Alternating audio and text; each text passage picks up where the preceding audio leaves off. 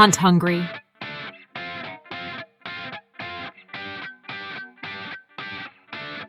The meat of this, and it's kind of what started this, is you had a post about scent control and your method for scent control, and I love talking scent control, and some people, man, it seems like we're all so like against each other, like in their own camp, and nobody will ever concede anything one way or the other, and it just drives me crazy.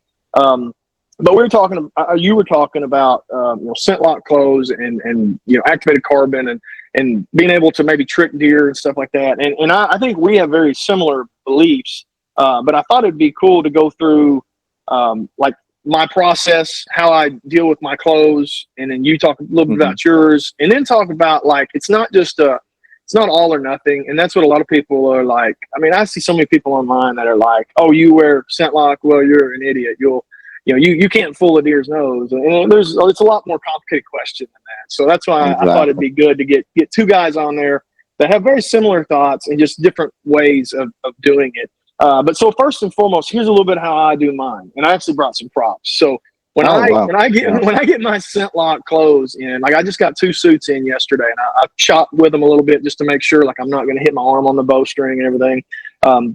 They go straight to the dryer after that. Take the tags off, put them in the dryer for 45 minutes. When I get them out of the dryer, what I put them in is, and I made a video about this a long time ago, are these vacuum bags.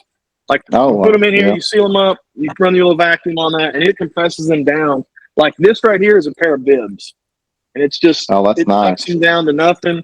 Then in storm around your house. When I get ready to go hunting, I just throw them in the truck. There's not been any scent on them. I wear gloves when I put them in there. Go hunt. When I get done hunting, I put them in. Scentlok makes those they're like cinch bags, I guess. I consider that like a dirty laundry bag, basically. So I'll put that in there, cinch it up, and then it's got to go back to the dryer when I get home. And then I put them back in these bags, re-vacuum them to get all the air out. So I'm pretty anal about that. Like I don't wear my clothes to the woods, and when I get in my truck, when I get out of my truck, I stand on a towel, change into my Scentlok. It's awkward sometimes when people drive up, but like I'm changing clothes when I get there. So are you recharging every time you hunt? Are you recharging? Early season, yes, for sure. Okay. I do more in the early season too. Yeah, and then in the middle of the season, it kind of depends. If I'm on public and I've got to walk a pretty good ways, I might go ahead and recharge it. If it's private, like I've got some private spots, I'll walk 35 yards, 40 yards from the truck. And if I'm doing that, I probably won't. But I try to. I don't think it hurts them to put them in the dryer for 40 minutes. And I've got so many suits. Realistically, I get, because I'm a weekend warrior, I'm hunting 3 times a weekend: Saturday morning, Saturday afternoon, Sunday morning, and then that's pretty much it. And so I try to have a fresh suit for each of those hunts. Like early season, I've got a bunch of early season hunt suits because it's just so stinking miserable in Arkansas in September and October, hot. So I just try to have a bunch of suits. I try not to wear the same suit over and over, but I'm really meticulous about it. Now I'm not John Eberhart like that guy. He's super meticulous, but like I'm pretty crazy about my scent control regimen. So that's kind of how I do it. What are your thoughts? How do you do it? What's your method? Because you said yours works great. You've had good success with Scentlok and how you use it.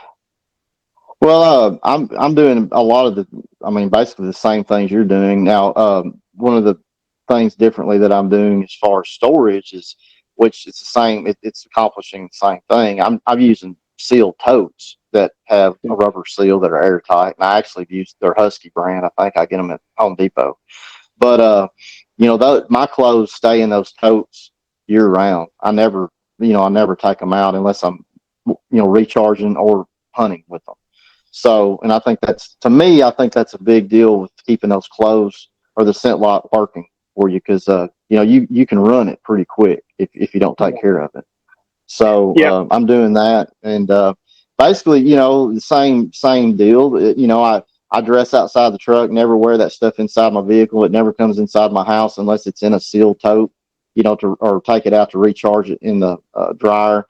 Hardly ever do I ever wash it. About the only time it ever gets washed is if I get blood or something all over it, or just get mud all over it. I think that probably cuts down on the effectiveness of how long it's going to last if you're washing it a lot.